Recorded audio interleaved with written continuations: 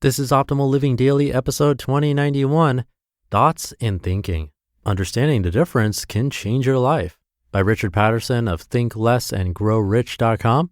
And I'm Justin Malik, the guy who's been reading articles and book excerpts to you every day, including holidays, for over 5.5 years, nearly 2,100 episodes now, which is hard to believe.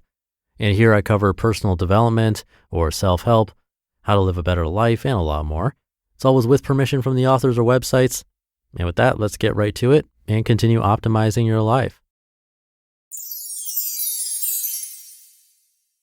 Thoughts and Thinking. Understanding the difference can change your life, by Richard Paterson of thinklessandgrowrich.com. I want to share a simple insight about thoughts and thinking that, when I first got it, was literally life-changing. Understanding this one little thing can eliminate a large chunk of your mind-created suffering in an instant, without needing to fix or change the mind in any way. And like most profound things in life, it is ridiculously simple. So what is it? It's seeing that the thoughts that pop into your head are automatic and self-arising, unlike thinking, which is something we can choose to indulge in or not. Let me explain. You're not responsible for your thoughts. Do you have a tendency to beat yourself up about the negative thoughts that appear in your head? The judgment thoughts, the intolerant thoughts, the jealous thoughts, for example? Of course you do. It's human nature, and we all do it. Let's say you're jealous because your colleague got the promotion at work. You do everything that's expected of you. You smile, you shake his hand, you congratulate him, but instead you're hurting. Secretly, you can't stand the fact that he got the job and you didn't. You then start beating yourself up for having these thoughts. What's wrong with you? Why can't you just be happy for him like everyone else? You're such a mean person. But here's the question. Did you choose to have these thoughts? Did you decide to feel this way? Given the choice, you'd probably rather be genuinely pleased for him, but the truth is, you aren't. Are you responsible for the content, the thoughts, feelings, and emotions that spontaneously appear in your head? Is there anything you can do about the fact that jealousy arose within you? Did you play any part in it? I'm not talking here about what you do with these thoughts. That's another story. What if all your thoughts, feelings, and emotions were impersonal, simply a product of your conditioning, and there wasn't anything wrong with any of it? What if nothing that flows through your head says anything about who you are? Thoughts are self-arising.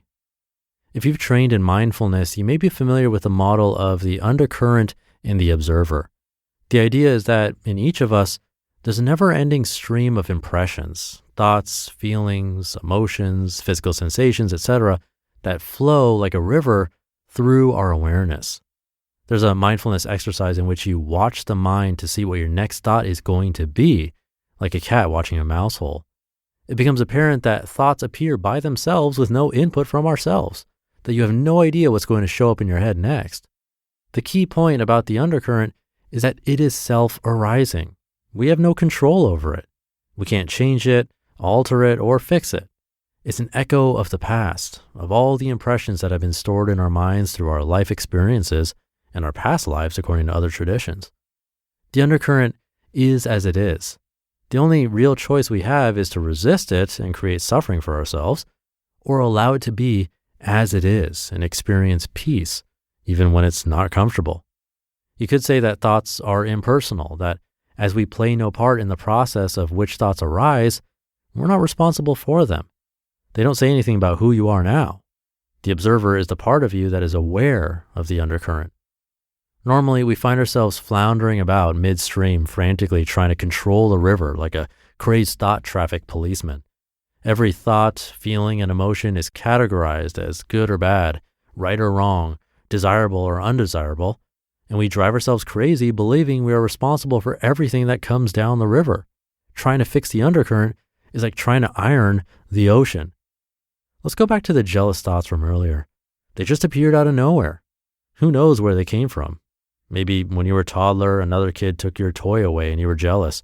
Rather than getting lost in the commentary about what a bad person you are, you could just watch the thoughts without judgment and understand that they are just part of the passing show. This is freedom. Thinking is a choice. So I said at the beginning that we look at the difference between thoughts and thinking. The main difference is that although thoughts are self-arising, Thinking is a choice. It is something you can choose to engage in or not. What usually happens is that a self-arising thought triggers a story.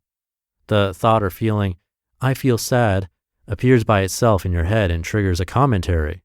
This is bad. I shouldn't be feeling this way. What's wrong with me? Why can't I be happy like Bob? The Buddhists have a name for this. They call it second arrow. The self-arising sad thought is the first arrow, and the commentary about it is the second arrow. I was going to say that 90% of our suffering comes from the second arrow, but I actually think it's 100%. Thoughts are neutral events until the mind jumps in and assigns them a good or bad sticker. Sadness isn't intrinsically bad or wrong. Thinking makes it so.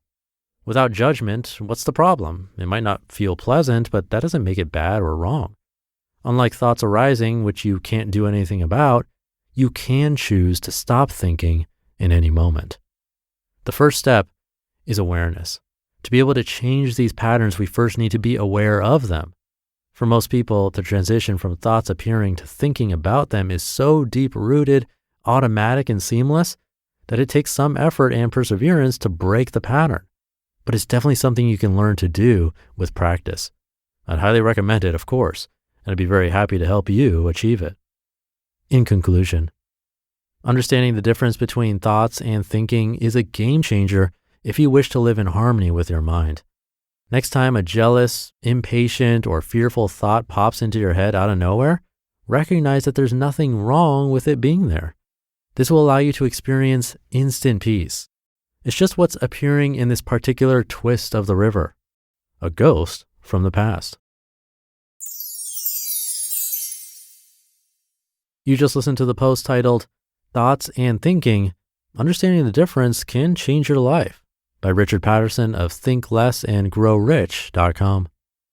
Thank you to Richard. He's an ex-monk, actually, a meditation teacher and transformational coach that helps people find more peace, joy, and inner freedom. He offers one-on-one coaching and has a lot to see on his site. Come by thinklessandgrowrich.com. And having formal meditation practice with many different teachers myself, I can say this is a really great point of thinking versus thoughts, and that the first step is definitely awareness. I've talked about this on the show before, but I don't think I could have said it better than Richard. So thank you again to him. I'll leave it there for today. Have a great rest of your Wednesday if you're listening in real time. And I'll be back tomorrow where your optimal life awaits.